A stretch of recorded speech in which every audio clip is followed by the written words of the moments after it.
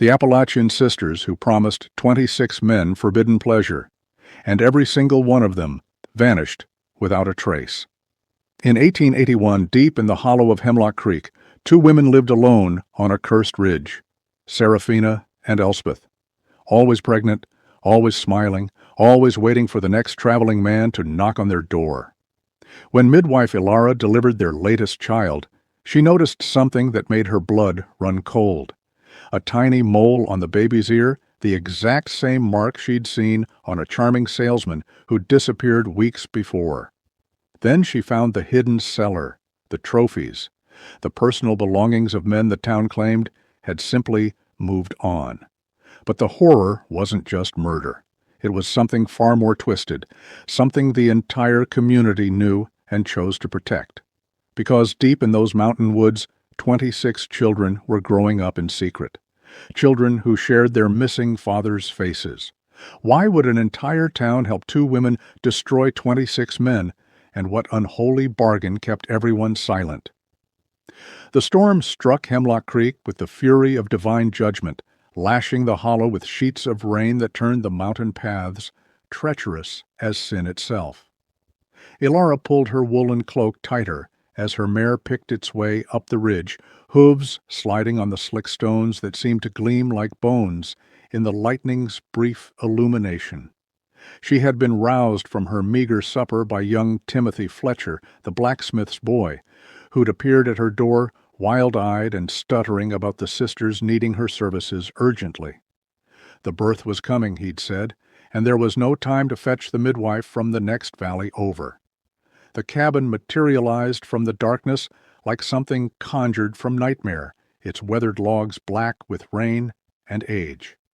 Smoke rose from the chimney in a thin, unnatural column that seemed to defy the howling wind, and pale light flickered behind windows that had been covered with what looked like animal hides.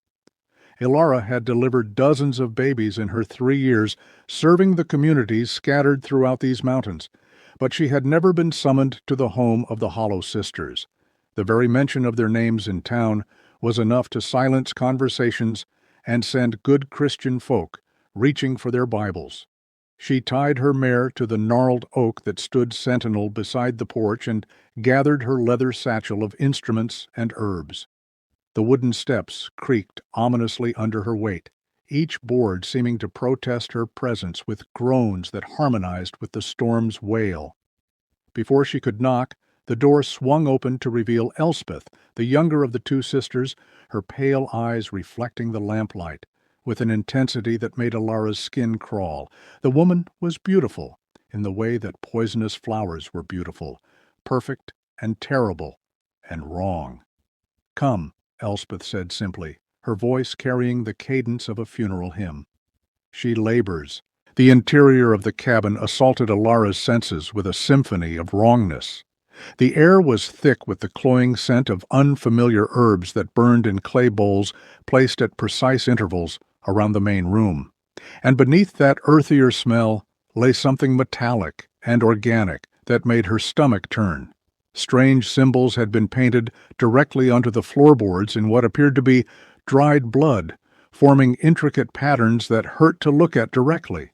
Bundles of twisted roots and desiccated plants hung from the rafters, like the corpses of small animals, casting writhing shadows in the firelight.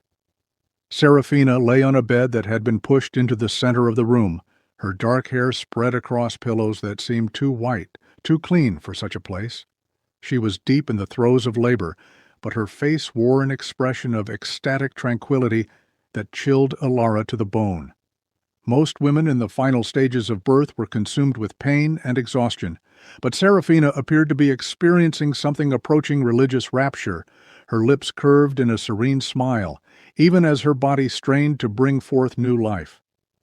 Elspeth began a low, rhythmic chanting in a language Ilara didn't recognize, the guttural syllables seeming to vibrate through the floorboards and into her very bones. The sound was hypnotic and nauseating, like the buzzing of carrion flies or the whisper of wind through cemetery grass. Ilara forced herself to focus on her work, drawing upon her training and experience to navigate the surreal nightmare she'd stumbled into. Whatever dark practices these women engaged in, a child was coming into the world, and that innocent life deserved every chance she could give it. The birth proceeded with unusual swiftness, as if the infant were eager to escape its mother's womb. Within an hour of Alara's arrival, she was holding a healthy baby boy whose cries pierced the oppressive atmosphere like a blade of normalcy cutting through madness. He was perfectly formed, with a strong set of lungs and the robust coloring that spoke of good health. As she cleaned him with practiced efficiency, examining him for any abnormalities that might threaten his survival, her fingers traced the delicate shell of his ear. That was when she felt it, a small, raised mark on the earlobe. A mole, distinctively shaped like a crescent moon, positioned exactly where such markings were uncommon. Her breath caught in her throat as recognition struck her with the force of a physical blow. She had seen this exact mark before, had noted it specifically because of its unusual placement and shape. It had been on the ear of Thomas Garrett, a charming traveling salesman who had purchased herbal remedies from her just 6 weeks prior. Thomas had been a handsome man in his 30s with easy laughter and stories of the world beyond these mountains. He'd lingered in town for several days, conducting business with the merchants and charming the local women with tales of distant cities and exotic goods. Then, one morning, his room at the boarding house had been found empty, his belongings gone, and the man himself vanished as completely as if the earth had swallowed him whole. The general consensus among the townsfolk had been that he'd simply moved on to more profitable territories, as such men often did. But now, staring down at his son, for there could be no doubt that this child bore Thomas Garrett's blood, Alara felt the solid foundation of her rational world begin to crack. Her hands trembled as she wrapped the infant in clean linen, her mind racing through the implications of what she was seeing. If Thomas was this child's father, then where was Thomas now? And why had Serafina never mentioned him, never sought him out for support, as any woman in her situation would be expected to do? She glanced up at the two sisters, noting how they watched her with knowing smiles that never touched their pale eyes. They knew she had recognized the mark. They were waiting to see what she would do with this terrible knowledge. Alara's training as a midwife had taught her discretion above all else.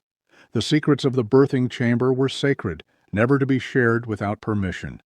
But this felt different, weighted with implications that extended far beyond a simple case of abandonment. As she prepared to leave the cabin, her professional duties complete, Alara made a decision that would haunt her for the rest of her days. She would investigate quietly, discreetly. Perhaps Thomas had simply had his way with Serafina and fled, leaving her to bear his child alone. Such things happened often enough in these isolated communities. If that were the case, she could help secure some measure of support for the mother and child, or at least ensure that Thomas faced the consequences of his actions. But even as she formulated this plan, walking back through the storm-lashed night toward her own small cabin, Alara couldn't shake the feeling that she had witnessed something far more sinister than simple abandonment. The memory of those symbols painted in blood, of Elspeth's otherworldly chanting, of Serafina's rapturous smile during labor, it all pointed toward something that her rational mind struggled to accept. Something that would require her to question everything she thought she knew about the quiet mountain community she had come to call home. The morning after the birth dawned gray and listless, the storm having passed, but leaving behind a heavy shroud of mist that clung to the hollow like guilt itself. Alara sat at her small kitchen table, her hands wrapped around a cup of chicory coffee that had long since grown cold, staring at the leather-bound journal where she recorded her midwifery cases. The entry for the previous night felt incomplete, fraudulent even, with its clinical notes about a successful delivery and healthy infant. There was no medical terminology for the dread that had settled in her bones, no professional language to describe the wrongness that had permeated that cursed cabin. She opened the journal to an earlier page, finding the entry she had made 6 weeks prior when Thomas Garrett had visited her small clinic. She had noted his purchase of willow bark and feverfew, remedies for headaches and general pain, but more importantly, she had sketched the unusual crescent-shaped mole on his earlobe. It was a habit she had developed during her training in Philadelphia, before the tragedy that had driven her to these remote mountains, documenting distinguishing marks that might help identify patients in emergency situations. Now that seemingly innocent notation felt like evidence of something unspeakable. Driven by a compulsion she couldn't name, Ilara bundled herself in her heaviest cloak and set out toward the ridge where the sisters lived. She told herself she was simply ensuring the new mother's recovery, performing the follow-up visits that proper midwifery demanded. But her true purpose was to search for any sign of Thomas Garrett, any clue that might explain his connection to Serafina and the child that bore his distinctive mark.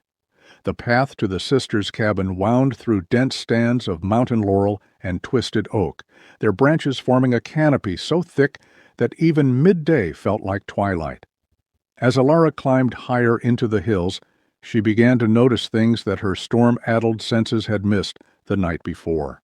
Strange cairns of river stones marked seemingly random points along the trail, each stack precisely 7 stones high and arranged in patterns that hurt her eyes to study too closely. Hanging from low branches were bundles of twigs and dried grass, bound together with what appeared to be human hair of various colors: golden blonde, deep brown, silver gray. The bundles swayed in the still air with a motion that seemed independent of any breeze. When she reached the clearing around the sisters' cabin, Ilara was surprised to find it appeared deserted. No smoke rose from the chimney, no sounds of daily life emerged from within. She called out a greeting, identifying herself as the midwife returning to check on her patient, but received no response. The silence was absolute and unnatural, as if the very forest held its breath. She circled the cabin twice, noting that the windows remained covered and the door stood firmly closed, before admitting defeat and beginning her descent back toward town. It was on the return journey that her investigation took an unexpected turn. As she passed the ramshackle cottage that perched at the very edge of the hollow, a voice called out to her from the shadows of a sagging porch. The woman who emerged was ancient beyond her years, her face carved with lines of sorrow so deep they seemed to have been etched by a gravestone maker's chisel. Ilara recognized her as Maeve Thornton, the widow who lived alone after losing her husband to a fever, and her son to circumstances the town preferred not to discuss. "You were up at the sisters' place," Maeve said, and it wasn't a question. Her voice carried the weight of decades spent keeping dangerous secrets. "Delivered another one of their babes, didn't you?" There was something in the old woman's eyes that suggested she understood more about Ilara's predicament than seemed possible. When Ilara nodded, unable to find words, Maeve beckoned her inside the cottage with a gesture that brooked no refusal. The interior was sparse and clean, furnished only with the bare necessities of survival, but what struck Ilara immediately was the shrine that dominated one wall. Photographs of men in various stages of life covered the rough planking: young men with hopeful eyes, middle-aged men with calloused hands, old men with wisdom-worn faces. All were draped in black ribbon. "My boy Daniel was the first," Maeve whispered, touching one photograph with fingers that trembled like autumn leaves. 20 years ago, when he was barely 18, went up to help the sisters with some repairs to their roof and never came home. Town said he'd run off to seek his fortune in the coal mines down south. I knew better." She turned to face Ilara fully, and her eyes held a desperate hunger for understanding. "There have been others since, many others, all good men who disappeared after spending time near that cursed ridge." From beneath her bed, Maeve retrieved a battered leather Bible, its pages yellowed with age and stained with what looked suspiciously like tears. "My husband was the preacher here before he took sick," she explained, opening the holy book to reveal pages covered in frantic handwriting that filled every margin and blank space. Toward the end, before the fever took his mind completely, he tried to document what he'd learned about the sisters and their mother before them. Said it wasn't just wickedness, it was something older, something that had roots deep as the mountain itself. Ilara leaned closer to study the cramped writing, her pulse quickening, as she began to decipher the preacher's increasingly desperate observations.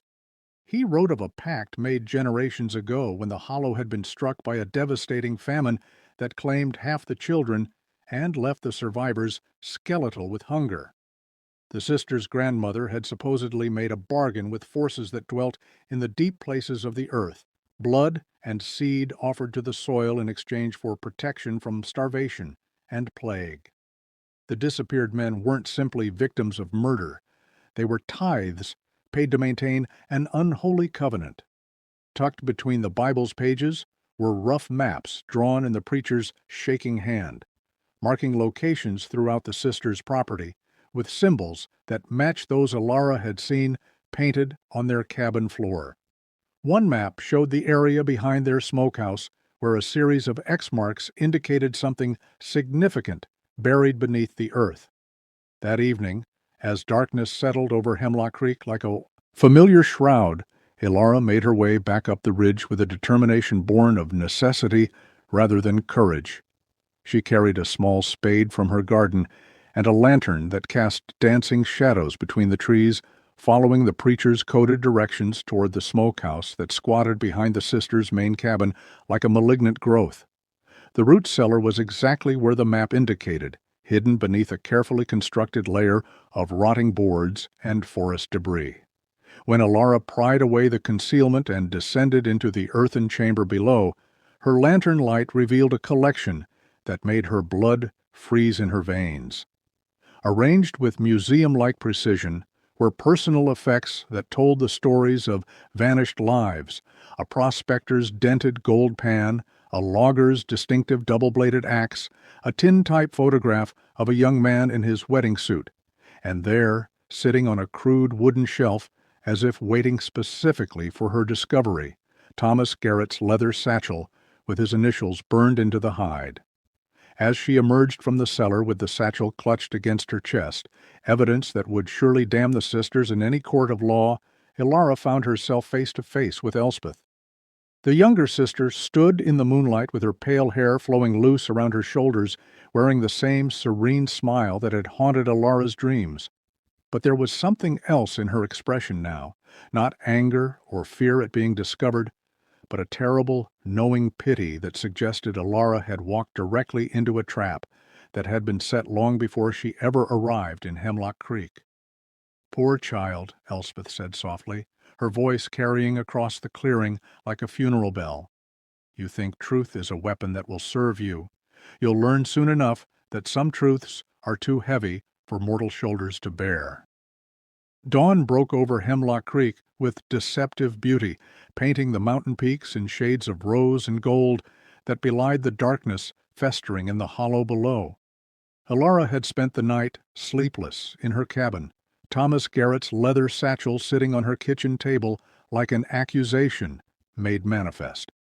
Inside, she had found his traveling papers, a small collection of coins, and most damning of all, a letter addressed to his sister in Richmond describing his intention to court a local woman and perhaps settle down permanently in these mountains.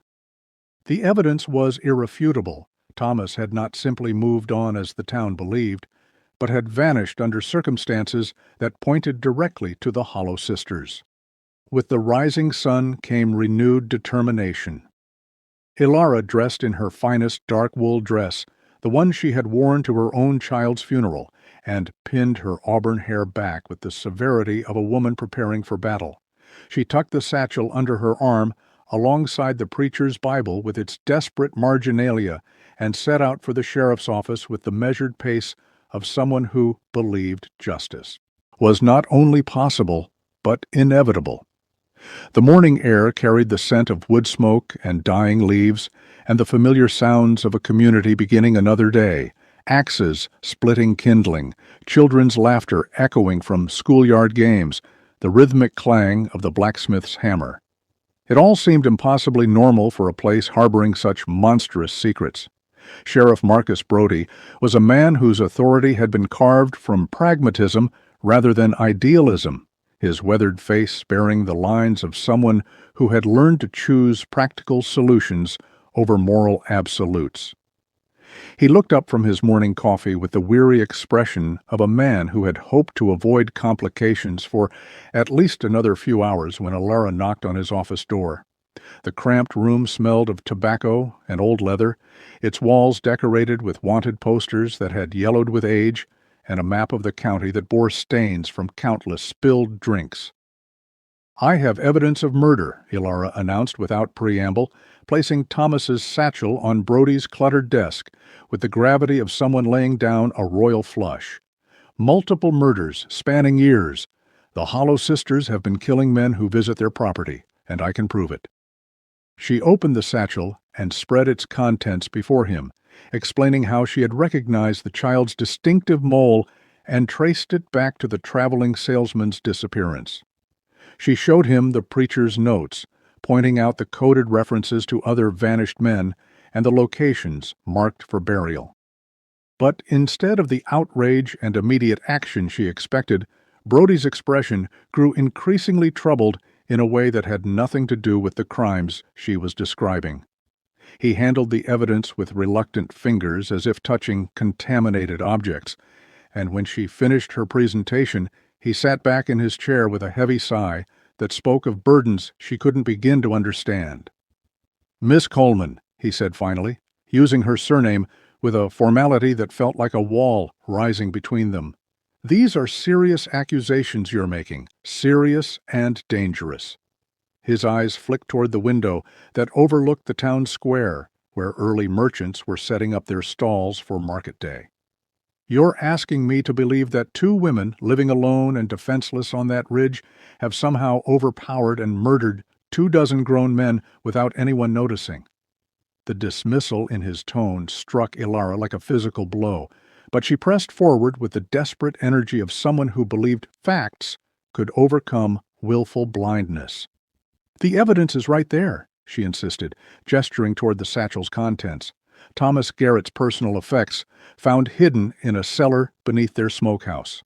The preacher's documentation of a pattern going back 20 years. The child bearing Thomas's distinctive mark. "How else can you explain—" "I can explain it quite simply," Brody interrupted. And now, there was something dangerous in his voice, a warning that Alara was too focused on justice to recognize. A grieving woman, still unhinged by her own tragic loss, has developed an unhealthy obsession with the sisters. Perhaps she planted these items herself, seeking to create drama and attention in a community that has grown tired of her morbid presence. He leaned forward, his voice dropping to a confidential whisper that somehow felt more threatening than a shout. "My own dear wife visited the sisters just 3 months ago, seeking their herbal wisdom for her long barrenness. Now, by God's grace, she carries our first child. Are you telling me I should arrest the women who gave us this miracle?" The blood drained from Alara's face as she understood the true scope of what she was fighting against. This wasn't simply a matter of proving guilt or innocence. It was about challenging a system that served the community's deepest needs and fears. The sisters weren't just murderers. They were the dark foundation upon which Hemlock Creek's prosperity was built, and Sheriff Brody was as much their protector as their accomplice. "The evidence speaks for itself," she said weakly. But even as the words left her mouth, she watched Brody methodically collecting Thomas's belongings and the preacher's Bible, storing them in a locked drawer of his desk where they would disappear as thoroughly as their owners had. "What evidence?" Brody asked with mock confusion. "I see only the desperate fabrications of a woman who has lost her grip on reason, a woman who practices strange herbal arts and speaks to spirits in the night, a woman who arrives in our peaceful community and immediately begins sowing discord with wild tales and manufactured proof." His transformation was complete now, the reasonable lawman replaced by something far more sinister. "It seems to me, Miss Coleman, that if anyone in this town has been practicing witchcraft and consorting with dark forces, It's the outsider who claims to heal with plants and potions. By afternoon, the damage had spread through Hemlock Creek with the efficiency of wildfire through dry timber. Sheriff Brody had spent the morning hours visiting key members of the community, the preacher, the banker, the most influential merchants, sharing his version of events with the practiced ease of a man who understood how fear could be weaponized. By the time Ilara attempted to continue her daily rounds, offering medical services to women who had welcomed her just days before, she found doors closed and curtains drawn against her approach. The transformation was swift and brutal. Mrs. Henderson, whose difficult labor Ilara had guided just 2 months prior, crossed to the other side of the street rather than acknowledge her greeting. The general store owner claimed to be out of the medical supplies she regularly purchased, though she could see them clearly stocked on the shelves behind him. Children who had once waved to her now threw small stones and mud clots, while their mothers looked on with approval rather than correction. The culmination came as the sun set on what would be Ilara's last day as a respected member of the community. A crowd gathered outside her small cabin, not with the wild fury of a lynch mob, but with the cold determination of people performing a necessary but distasteful duty. They carried no torches or weapons, only righteous conviction and the quiet authority of communal judgment. Led by Sheriff Brody and several of the town's most prominent citizens, they systematically destroyed everything that had defined her life's work. Her precious medical texts, acquired through years of careful saving and correspondence with suppliers in distant cities, were fed to a bonfire that cast dancing shadows across the faces of her former neighbors. Jars of carefully prepared herbal remedies were smashed against the ground, their contents seeping into the earth like spilled blood. The small collection of personal mementos from her lost child, a tiny knitted cap, a wooden rattle carved by her dead husband, were consumed by flames that seemed to burn with unusual hunger. Through it all, Ilara stood silent and motionless, watching the systematic erasure of her identity with the detached fascination of someone observing their own execution. The crowd's faces showed no malice, only the serene satisfaction of people who believed they were cleansing their community of a corrupting influence. When the last of her belongings had been reduced to ash and scattered glass, they dispersed without ceremony, leaving her standing alone in the ruins of her life as darkness claimed the hollow. The truth, she realized with crystalline clarity, was not a sword to cut through lies, but a weight that crushed those foolish enough to carry it. The justice she had sought lay buried now beneath the same soil that had swallowed Thomas Garrett and all the other vanished men, and she understood finally that some secrets were too large and too necessary for any one person to expose. The mountains welcomed Ilara with the indifferent embrace of stone and wind, offering shelter to the exiled and the broken without judgment or expectation of gratitude. She had fled Hemlock Creek in the hour before dawn, carrying only the clothes on her back and the leather pouch of essential herbs she kept for emergencies, leaving behind the smoldering ruins of her former life like a snake shedding poisoned skin. The higher elevations were already touched with early frost that painted the world in crystalline silence, and she made her way along forgotten hunting trails that wound between granite outcroppings and stands of ancient pine, following paths that had been carved by deer and desperate men long before the first settlers claimed the hollow below. For 3 weeks she lived as the mountain folk had lived for generations before civilization brought its comfortable lies and necessary compromises. The herbal knowledge that Hemlock Creek had condemned as witchcraft now sustained her life as she gathered wild ginseng and elderberry, harvested the inner bark of birch trees for its pain-relieving properties, and identified the edible roots and fungi that could keep a body alive when winter's bite grew sharp. She built herself a shelter in a cave that had once housed Cherokee hunters, its walls still bearing the soot stains of ancient fires, and learned to sleep with one ear always listening for the sounds that might herald danger or opportunity. In the crushing solitude of her exile, Something fundamental shifted within Ilara's understanding of her purpose and place in the world. The burning desire for external justice that had driven her to Sheriff Brody's office died like a flame deprived of oxygen, replaced by something cooler and more sustainable, a need to honor the dead that had nothing to do with courts or laws or the approval of communities. She began to see her failed crusade not as a defeat, but as a necessary education, a harsh lesson in the true nature of power and complicity that she could never have learned while sheltered by the illusions of civilization. During the long nights when sleep eluded her and the mountain silence pressed against her ears like cotton, Ilara found herself revisiting the preacher's frantic notes with new eyes.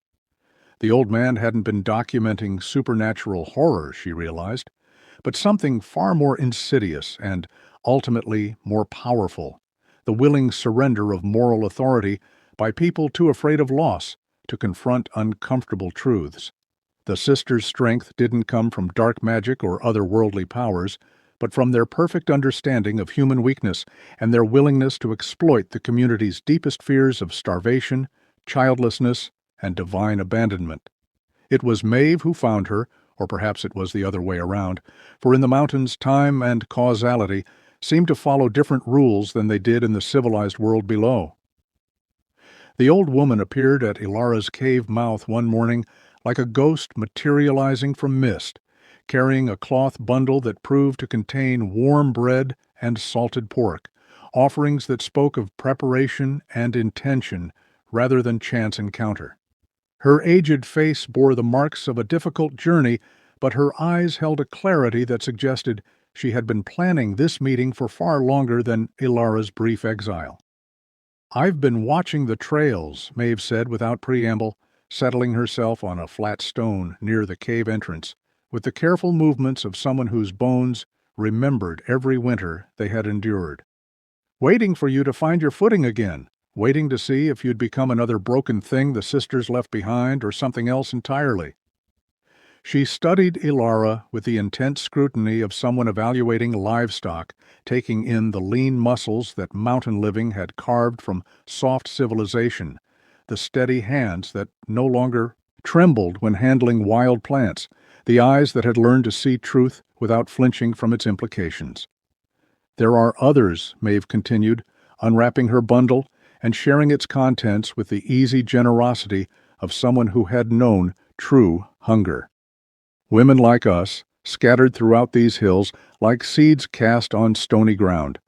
We've all lost men to the sisters' appetite, and we've all learned to live with the silence that came after. But silence isn't the same as acceptance, child. Some wounds fester for decades before they finally burst." Over the following days, as autumn deepened toward winter and the mountain air grew sharp enough to cut, Maeve introduced Ilara to a network of exile and loss that existed parallel to the official community of Hemlock Creek. There was Sarah Blackwood, whose husband had vanished 5 years prior while delivering supplies to the sisters' cabin, leaving her to raise 3 young children alone on a hardscrabble farm that yielded barely enough to sustain them. Martha Henley had lost her eldest son to the Ridge, a boy of 19, who had gone to help with spring planting and never returned. And she carried his memory like a physical weight that bent her shoulders and aged her face beyond her years. Each woman had her own story of loss and enforced silence, her own experience of being dismissed, marginalized, and eventually cast out when her grief became too inconvenient for the community to bear. They met in hidden places, abandoned mine shafts, forgotten hunting camps, natural clearings deep in the forest where no casual traveler would stumble upon their gatherings. These were not the desperate councils of rebellion that Ilara had imagined, but something far more dangerous to the established order, meetings of women who had been stripped of everything save their memories and their refusal to let those memories die. They shared stories that had been forbidden, spoke names that the town had agreed to forget, and slowly began to piece together a pattern of horror that stretched back not 20 years, as the preacher's notes suggested, but nearly 40. The sisters' grandmother had indeed made some kind of pact, but not with supernatural forces as folklore claimed. Her bargain had been with the community itself, offering them a scapegoat for their darkest impulses and most necessary compromises. When crops failed or children died, or the harsh realities of mountain life demanded sacrifices too terrible for good Christians to contemplate, the Hollow's residents could comfort themselves with the knowledge that someone else was handling the dirty work of survival. The disappeared men weren't random victims, but carefully chosen offerings, drifters, and outsiders, whose absence wouldn't destabilize existing family structures, whose vanishing could be explained away without forcing the community to examine its own complicity. As winter tightened its grip on the mountains and the meetings continued in spaces that grew ever more secretive and sacred, Alara began to understand that they weren't planning a revolt in any traditional sense. Violence would only feed the cycle that had sustained the sisters for generations, providing them with new martyrs and fresh justifications for their terrible work. Instead, these women were planning something far more subversive, a resurrection of memory that would force Hemlock Creek to confront the true cost of its prosperity. The plan that emerged from their careful discussions was elegant in its simplicity and devastating in its implications. They would not attack the sisters directly or attempt to destroy the system that protected them. Instead, they would make visible what had been hidden, give voice to what had been silenced, and transform individual tragedies into collective truth that no amount of willful blindness could obscure. The annual Harvest Festival, when the entire Hollow gathered to celebrate the bounty that their dark bargain had purchased, would become the stage for a reckoning that had been 40 years in the making. The annual Harvest Festival of 1881 arrived with the crisp brilliance of late October, when the mountain maples burned like torches against a sky so blue it seemed to mock the darkness festering in the hollow below. The entire population of Hemlock Creek had gathered in the town square for the celebration that marked not just the year's bounty, but their collective survival through another cycle of seasons that could have brought famine, plague, or the 1,000 other calamities that haunted isolated communities. Tables groaned under the weight of preserved meats, fresh baked bread, and apple cider that sparkled in clay jugs, while children ran between the adults with the wild energy of youth celebrating abundance. The mood was festive and grateful, tinged with the particular satisfaction of people who believed they had earned their prosperity through hard work and divine favor.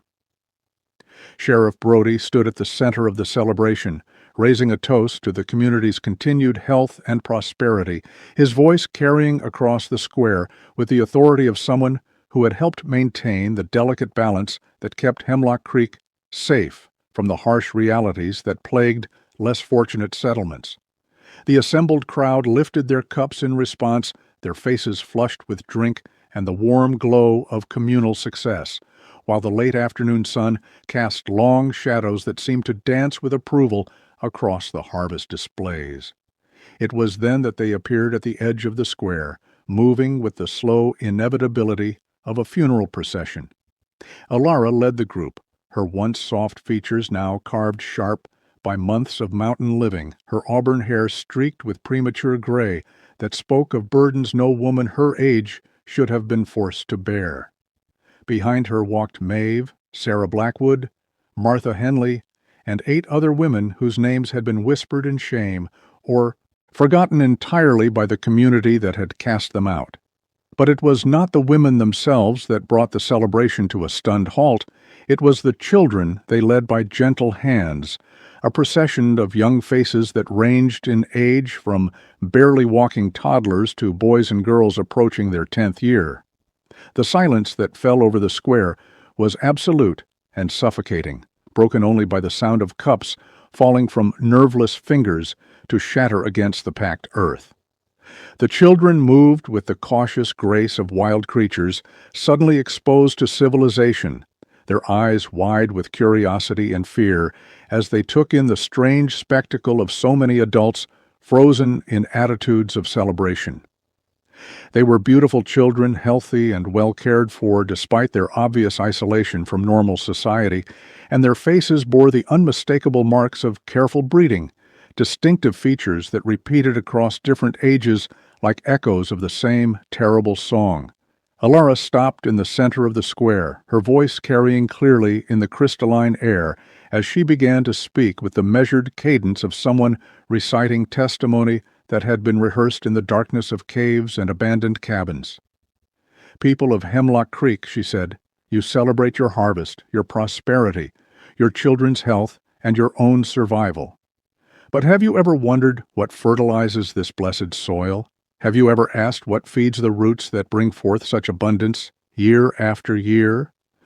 Maeve stepped forward, her weathered hand resting gently on the shoulder of a boy whose dark hair and deep-set eyes were achingly familiar to anyone who had known Daniel Thornton before his disappearance 20 years prior. "This is my grandson," she said, her voice breaking with a mixture of grief and terrible joy. "Son of my son who vanished on that cursed ridge, raised in secret in the deep woods like a shame too great for daylight." She touched the boy's ear, where a small scar marked the place where a distinctive mole had been deliberately removed. They tried to hide the mark, but they couldn't change his father's eyes or the way he holds his left shoulder high, just like Daniel did when he was thinking. One by one, the outcast women stepped forward with children whose parentage blazed across their faces like accusations written in flesh and bone. Sarah Blackwood claimed a girl with her husband's red hair and the same gap between her front teeth that had made him whistle when he laughed. Martha Henley wept over a boy who shared her lost son's distinctive cleft chin and the birthmark that had shaped like a crescent moon on his left wrist. Each revelation hit the assembled crowd like a physical blow, forcing them to confront the living proof of their complicity in horrors they had chosen to ignore. The truth that emerged was more complex and devastating than simple murder. The sisters had not merely killed the disappeared men, they had used them as breeding stock in a program designed to produce children who could carry forward the dark pact that sustained Hemlock Creek's prosperity. These hidden offspring had been raised in isolation, taught to serve the same forces their fathers had died to appease, prepared to eventually replace their mothers as the next generation of guardians for the community's terrible secret. The harvest they celebrated was indeed fertilized by blood and bone, but it was also sustained by the systematic exploitation of children born into slavery to powers older and more patient than human ambition. The assembled crowd turned as one to look toward the ridge where the Hollow Sisters had always dwelt, expecting to see them fleeing or preparing to defend themselves against this ultimate exposure. Instead, Seraphina and Elspeth stood at the very edge of the square, having appeared as silently as mist, while all attention focused on the children. They made no attempt to deny the accusations or defend their actions, their pale faces serene with the terrible peace of people who had always known this moment would eventually arrive. There was no anger in their expressions, no fear or desperation, only the faint sadness of gardeners watching a carefully tended crop finally reach maturity. "The pact is broken," Seraphina said simply, her voice carrying across the square with supernatural clarity despite its gentle tone. "The debt is paid, the children are grown, and the cycle turns toward its end. We have served faithfully, as did our mother and her mother before her. Now it falls to others to choose what seeds they will plant in the soil we have prepared." The sisters turned and walked away with the same unhurried grace they had always possessed, disappearing into the gathering dusk as if they had never been more than shadows cast by the dying light. No one followed them, no one called out for their arrest or punishment. The crowd simply watched them go with the numb acceptance of people who understood that some forms of justice existed beyond human law and human comprehension. By morning, the sisters were gone as completely as if the earth had opened to reclaim them, their cabin on the ridge standing empty and already beginning to show signs of the decay that would eventually return it to the forest from which it had been carved. The community of Hemlock Creek shattered like glass struck by lightning some families packing their belongings and fleeing to distant settlements where their shame couldn't follow, while others remained to grapple with the knowledge of what their prosperity had cost. Alara gathered the rescued children and the women who had helped expose the truth, leading them away from the hollow toward a future that would have to be built from hope rather than horror.